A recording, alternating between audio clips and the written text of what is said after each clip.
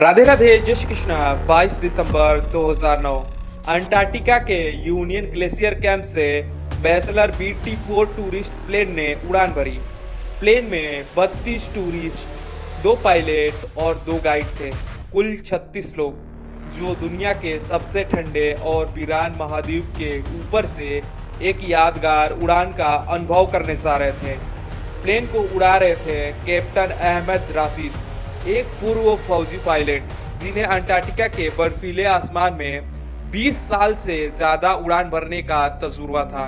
दोपहर के 2 बज रहे थे। इस समय अंटार्कटिका में सूरज 24 घंटे चमकता है, इसलिए चारों तरफ सिर्फ बर्फ और बर्फ की सफेद चादर मीलों तक फैली हुई दिखाई दे रही थी।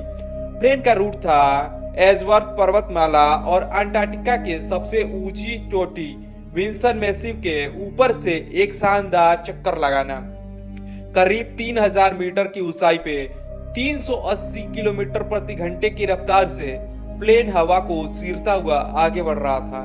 सब कुछ परफेक्ट चल रहा था। यात्री खिड़कियों से बाहर देख के हैरान थे। उड़ान के 12वें मिनट बाद दोपहर के 3:32 पे प्लेन अचानक एक ऐसे दुश्मन से टकराया जिसका किसी को अंदाजा नहीं था। ये था अंटार्कटिका का एक तूफान।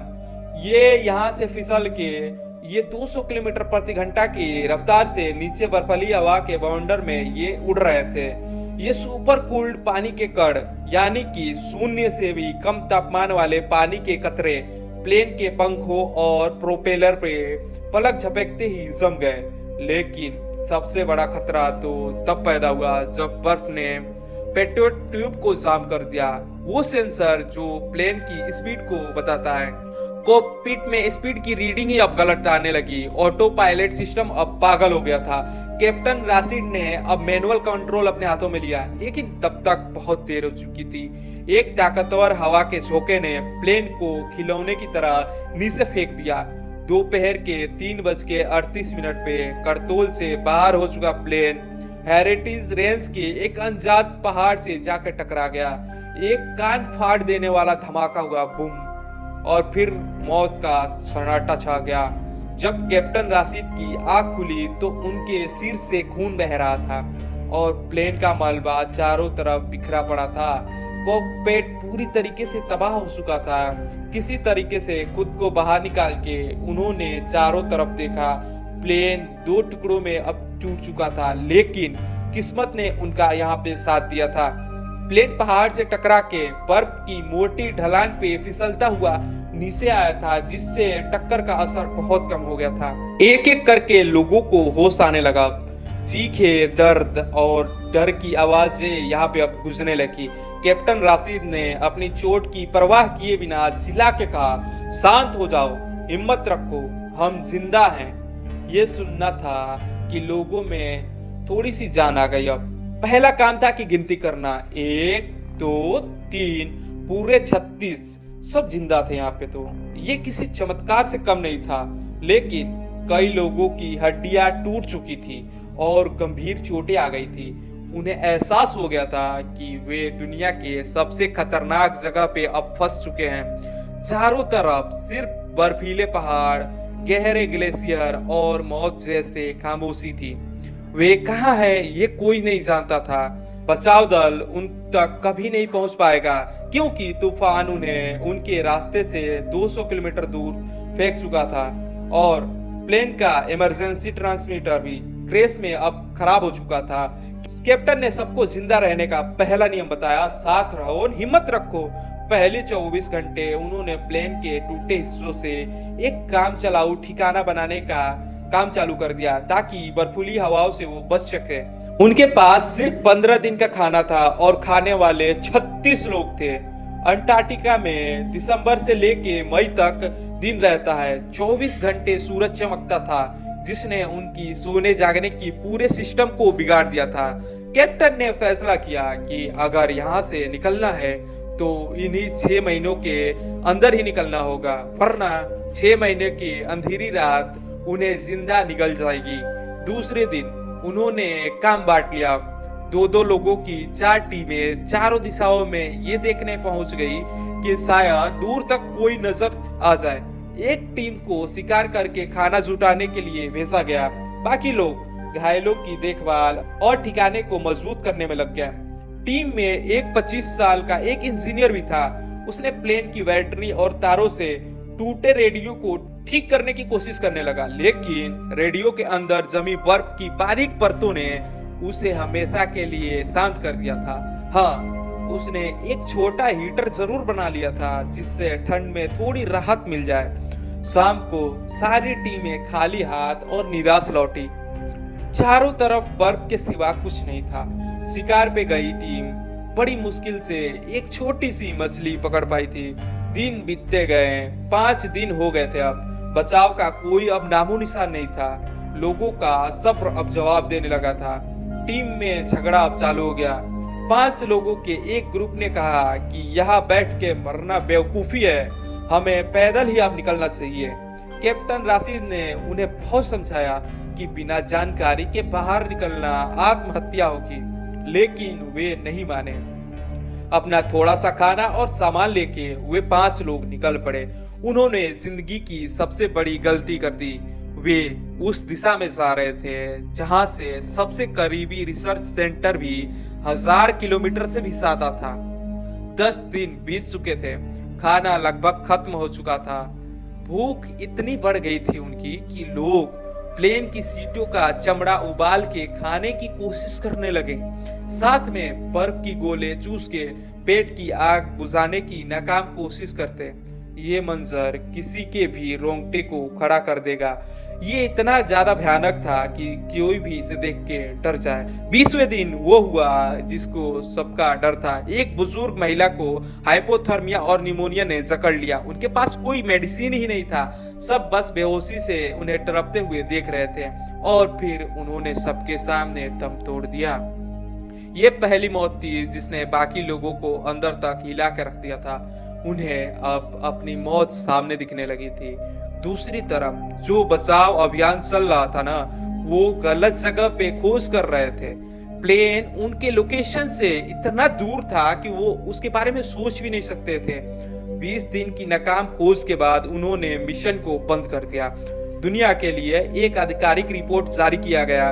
विमान हादसे में बर्फ के नीचे दब गया है और सभी 36 यात्री मारे जा चुके हैं। उनके परिवार वालों के लिए मातम चालू हो गया था, जबकि वे अभी भी जिंदा थे, मौत से लड़ रहे थे। अब उन्हें बचाने कोई नहीं आने वाला था। 25वां दिन। खाना पूरी तरीके से अब खत्म हो चुका था। जिंदा रहने की जंग अब और भी खूनी हो गई थी। सब अलग अलग होके प्लेन के टुकड़े से बने नोकीले हथियारों से अब शिकार पे निकल चुके थे। कभी किसी को छोटी मोटी मछली मिल जाती तो कभी कुछ भी नहीं।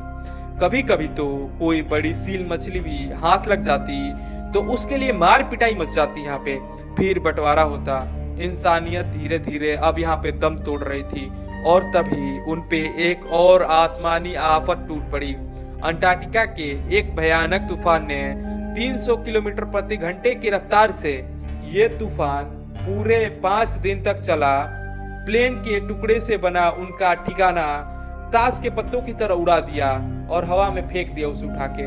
बचने के लिए उन्होंने बर्फ में गड्ढे खोने और उसमें घुस गए। भूख से चिल्लाते और एक दूसरे के मुंह देखते हैं। और ये 5 दिन उनके लिए नर्क से भी बदतर थे। उनके पास खाने के लिए सिर्फ बर्फ थी। एक पल ऐसा भी आया कि भूख के मारे ये लोग एक दूसरे को खाने के बारे में सोचने लगे थे। 5 दिन बाद जब तूफान थमा तो वो गड्ढे से बाहर निकले और उनके हाथ मुंह कान सब जम चुके थे, लेकिन उन्होंने फौरन शिकार की तलाश चालू कर दी और उस दिन उनकी किस्मत अच्छी थी। उन्हें एक बड़ी सील मिल गई। उसे खाकर उन्होंने जान बचाई और फैसला किया कि अब रुकना मौत है। कैप्टन ने मीटिंग बुलाई और कहा कि अगले 10 दिन हम सिर्फ खाना इकट्ठा करेंगे। इतना खाना है कि 1 महीने तक ये तो कम से कम चले। फिर यहाँ से निकलेंगे, सूरज को देख के एक दिशा पकड़ेंगे और तब तक चलते रहेंगे जब तक कोई इंसानी बस्ती या फिर रिसर्च सेंटर नहीं मिल जाता। 40वां दिन 31 लोगों की टीम ने अपना सफर चालू किया। उनके कंधों पे बैग थे और प्लेन के मलबे से बनी स्लेज पे करीब 15 दिन का शिकार किया हुआ मास्ट था। उन्होंने भी वही गलती की जो पहले गए 500 लोगों ने की थी। वे भी गलत दिशा में निकल पड़े थे। पहले दिन जोश था, लेकिन 41वें दिन उन्हें घुटनों तक धंसा देने वाली बर्फ का सामना करना पड़ा। हर कदम एक जंग थी। 45वें दिन एक और बर्फीला तूफान आया। वे 2 दिन तक बर्फ में गड्ढे खोद के छिपे रहे। जब तूफान थमा तो उन्होंने पाया कि उनके 4 साथी बर्फ में जिंदा दफन हो चुके हैं। अब वे सिर्फ 27 बच्चे थे। कुछ दूर चलने पे उन्हें एक विशाल समुद्री ग्लेशियर के पास 2 लाशें तैरती दिखाई दी। ये उन्हीं 5 लोगों में से थी जो टीम छोड़ के भागे थे। 50वें दिन उन्हें दूर कुछ लोग खड़े दिखाई दिए। वे खुशी से उस तरफ अब दौड़ रहे थे। ये बाकी के 3 लोग थे जो उनसे लड़ाई करके अलग हुए थे, लेकिन उनकी खुशी जल्द ही खौफ में बदल गई। वे तीनों यहाँ 1 हफ्ते से फंसे थे, क्योंकि उनके सामने एक विशाल 15 फुट चौड़ी दरार थी, एक ऐसी खाई जिसका कोई अंत ही नहीं दिख रहा था। दोस्तों, ये कहानी आपको अंदर तक हिला देगी। अगर आप ये जानना चाहते हैं कि इन लोगों ने इस मौत की खाई को कैसे पार किया और आगे उनके साथ क्या हुआ, तो 1 सेकंड रुक के अपने चैनल को सब्सक्राइब जरूर कर लीजिएगा और इस वीडियो को लाइक कीजिएगा और कमेंट में अपना नाम या फिर ये आप कहां से देख रहे हैं ये चीजें जरूर बता दीजिएगा। और चलिए अब आते हैं अपने कहानी पे वापस। उस खाई को पार करना लगभग नामुमकिन लग रहा था। गाइड के पास रस्सी थी। उन्होंने फैसला किया कि इसी के सहारे अब हम इसे पार करेंगे।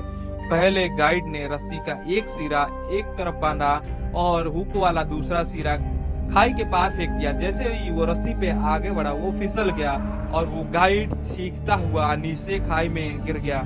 सब सन्न रह गए। काफी देर बाद दूसरे गाइड ने हिम्मत की। उसने रस्सी को दूसरी तरफ फेंका, उसे कई बार खींच के पक्का किया और फिर धीरे धीरे लटकते हुए दूसरी तरफ पहुंचा। वहां उसने रस्सी को मजबूती से बांधा और एक एक करके सबको बुलाना चालू कर दिया। ये 2-3 घंटे तक ये प्रोसेस चलता रहा। हर इंसान कांपते हुए रस्सी को कस के पकड़े नीचे मौत के खाई को देखते हुए धीरे धीरे आगे बढ़ रहा था। एक छोटी सी गलती का मतलब था सीधे मौत। उस दिन उन्होंने मौत को बहुत करीब से देखा था। 65वां दिन खाना एक बार फिर पूरी तरीके से खत्म हो चुका था। उनके शरीर में चलने की ताकत अब नहीं बची थी। तभी उन्हें एक ग्लेशियर पे कुछ पेंगुइन दिखे। भूख ने उन्हें इतना बेवश कर दिया था।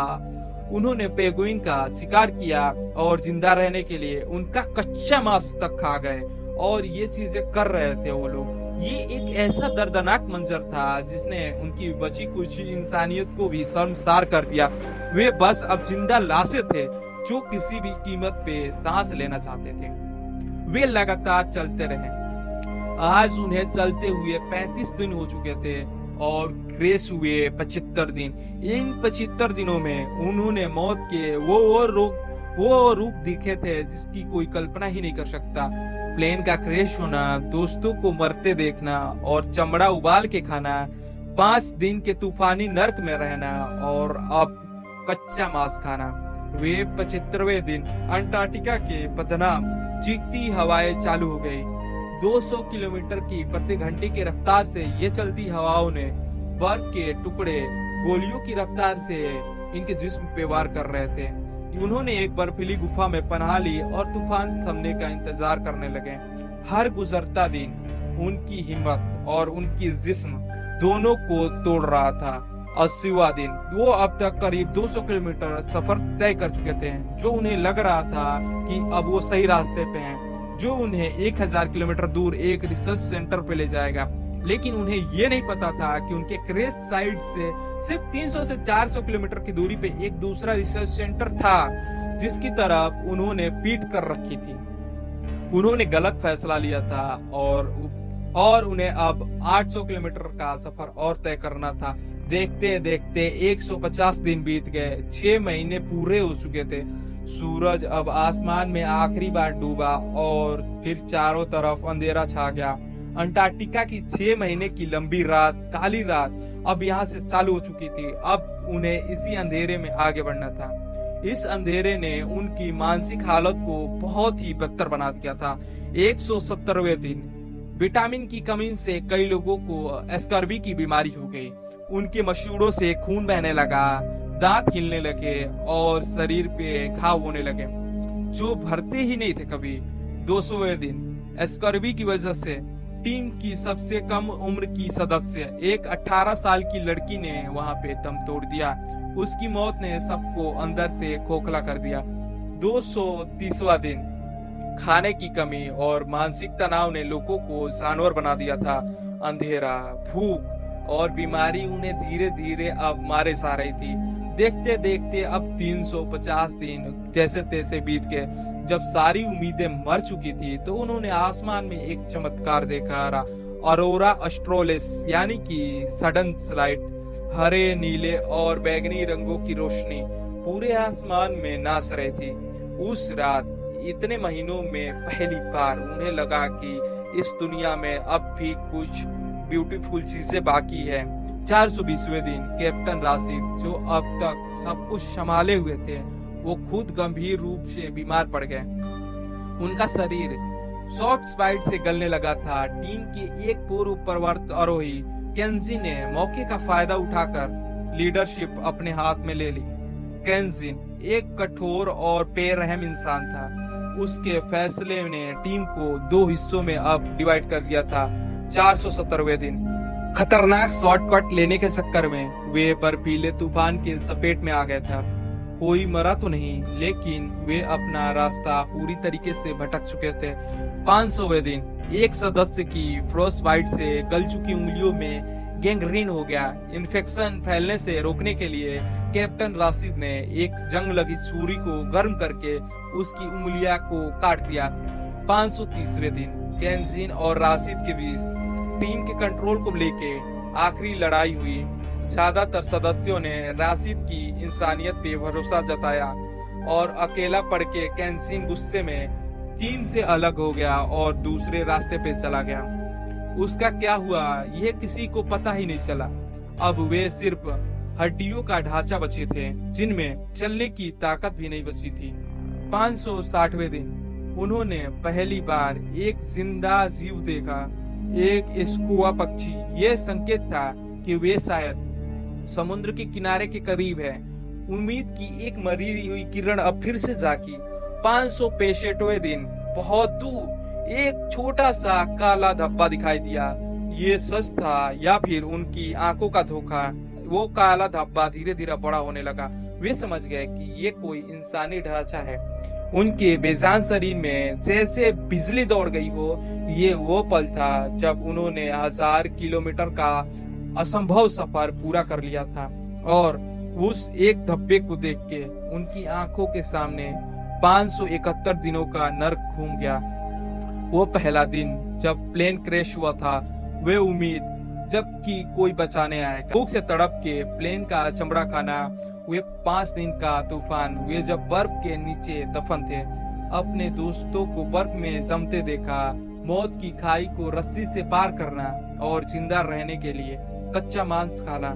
सैम की खामोश कुर्बानी, 6 महीनों की काली रात का अंधेरा, स्कॉर्बी से सड़ते जिस्म और अपने ही साथी का पागल होके खाई में कूद जाना, एक एक करके 20 से ज्यादा साथियों को खो देना, ये सब एक फिल्म की तरह उनकी आंखों के सामने गुजर गया। 571वें दिन उन्होंने अपनी बच्ची कुछ ही ताकत लगा के उस ढांचे की तरफ दौड़ना और बढ़ना चालू कर दिया। रास्ते में ही भूख और थकान से 2 और सदस्यों ने दम तोड़ दिया। 572वां दिन आखिरकार 13 लगभग मरे हुए इंसान, जो अब हड्डियों के चलते फिरते ढांचे लग रहे थे, अंटार्कटिका के एक अर्जेंटीनी के रिसर्च बेस एस्पेरेंसा के दरवाजे पे गिर पड़े। बेस के जो वैज्ञानिक थे वो दरवाजा खोले तो वो उन्हें देख के ऐसे चौंक गए जैसे उन्होंने भूत देख लिया हो। बचाव के बाद उनका इलाज शुरू हुआ। उन्हें पता चला कि हादसे के 20 दिन बाद ही उन्हें मृत घोषित कर दिया गया था। उनके लौटने की खबर ने पूरी दुनिया को हैरान कर दिया।